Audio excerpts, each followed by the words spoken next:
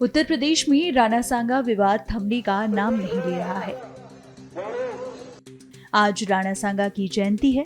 इस मौके पर करणी सेना रक्त स्वाभिमान सम्मेलन कर रही है।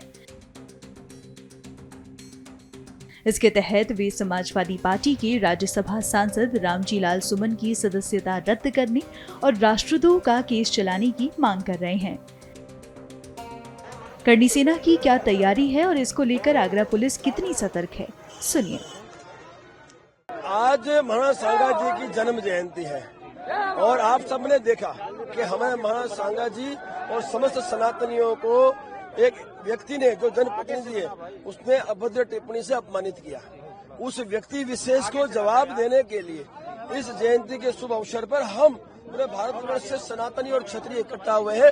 आज हमारी कई अपेक्षाओं को लेकर हम सरकार से हमारी बात पहुंचाएंगे।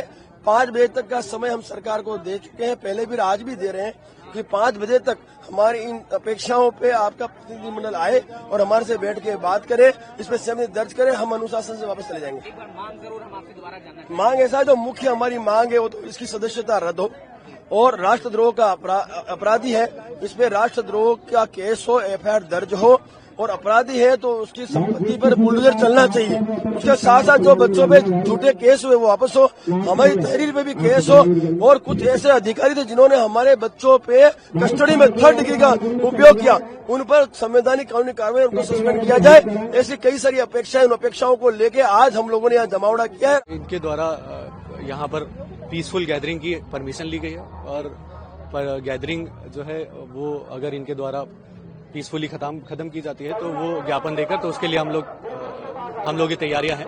पर अगर इनके द्वारा किसी और तरह की कोई सिचुएशन क्रिएट की जाती है, जैसे कि कुछ ऐसे सोशल मीडिया पे पोस्ट वायरल हो रहे थे या फिर कुछ लोगों के द्वारा कहा जा रहा था कि वो लोग कूच करेंगे, तो उसके लिए भी हम लोगों ने पूर्ण व्यवस्था इसमें पुलिस का डिप्लॉयमेंट किया है। सर, कुछ अगर संख्या बता पाएं, क्योंकि इस तरह की भी चेतावनी है कि ये शायद सांसद के घर या दूसरी जो सांसद जी के घर जाने का जो रास्ता है या आगरा शहर जाने के जो रास्ते है वो हमने कंप्लीट ब्लॉकेड किए हैं और वहां पर भारी मात्रा में हम लोगों ने हर ब्लॉकेड पे फोर्स लगाई है। और सर, सोशल मीडिया के बारे में आखिरी में आपसे जानना चाहूंगा कि किस तरह से जो नजर है वो रखी जा रही है, क्योंकि पोस्ट जो है वो सबसे ज्यादा इस समय इम्पोर्टेंट जाते हैं, उस पर निगरानी रखना। देखिए, सोशल मीडिया पे हम लोग जो है वो काफी टाइम से मॉनिटरिंग रख रहे हैं और जो भी लोग इसमें भड़काऊ भाषण दे रहे हैं या भड़काऊ स्टेटमेंट दे रहे हैं या पोस्ट डाल रहे हैं, उनको हमारे द्वारा पूर्व में नोटिस दिए गए हैं, उनकी निगरानी की जा रही है और कई लोगों द्वारा उसका खंडन भी किया गया है। और बाकी अगर इसमें कोई किसी भी तरह की सिचुएशन आती है तो हम लोग जो चिन्हित लोग हैं उनके खिलाफ जरूर कार्रवाई करेंगे। लास्ट बस कितने बजे तक की परमिशन है ये बता दीजिए। ये इनके द्वारा 1 से 5 बजे तक की परमिशन ली गई है। ये विवाद सांसद रामजी लाल सुमन की राज्यसभा में की गई टिप्पणी के बाद शुरू हुआ,